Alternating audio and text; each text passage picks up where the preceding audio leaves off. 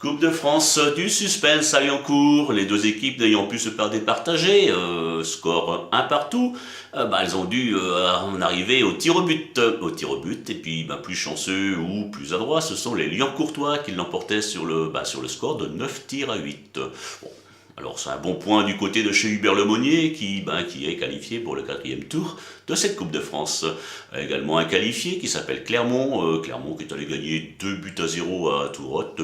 Arsène Mangiana pliant le match en première mi-temps, il inscrivait les 2 buts. Bon, selon la presse quotidienne, c'était un Clermont sans génie, un Clermont non convaincant, mais un Clermont qui a su se qualifier.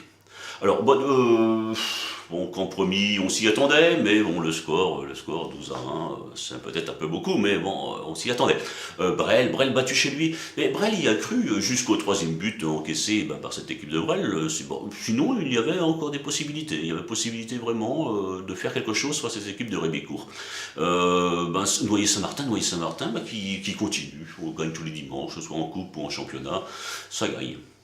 Par contre, ça ne gagne pas du côté de Saint-Just. Saint-Just qui s'est fait battre 4 à 2 sur le terrain de Moreuil. Moreuil, une équipe plus petite que Saint-Just, je pense. Mais alors, Saint-Just, que se passe-t-il à Saint-Just? Dimanche dernier, on pensait que ça y est, ils allaient retrouver un petit peu l'envie de gagner, le plaisir de jouer, etc.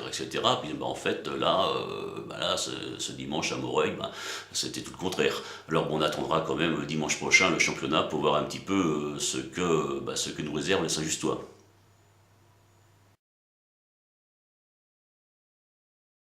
Coupe de l'Oise, peu de mauvais points, ou pas du tout de mauvais points à distribuer ce week-end de Coupe de l'Oise, puisque même des bons points pour Angy. Angy qui s'en va marquer 7 buts à l'extérieur. Nointel qui s'en va gagner 5 à 1 également à l'extérieur.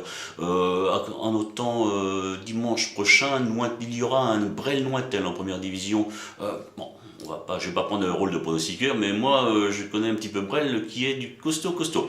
Des bons points également du côté de Coffry qui s'en va faire match nul, mais qui l'emporte au penalty. De Agnetz, qui nous avait pas habitués à gagner, puis là qui s'en était à gagner à Thury en Valois, peut-être que c'est parti du côté d'Agnetz.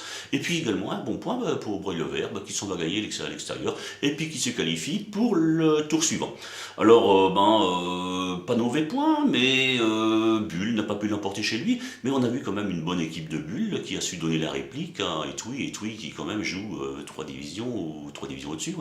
Et puis une bonne équipe aussi, Fidjam. J'étais agréablement surpris par le jeu de Fidjam qui n'évolue qu'en deuxième division face à une équipe de Saint-Leu-des-Restaurants qui caracole dans son championnat.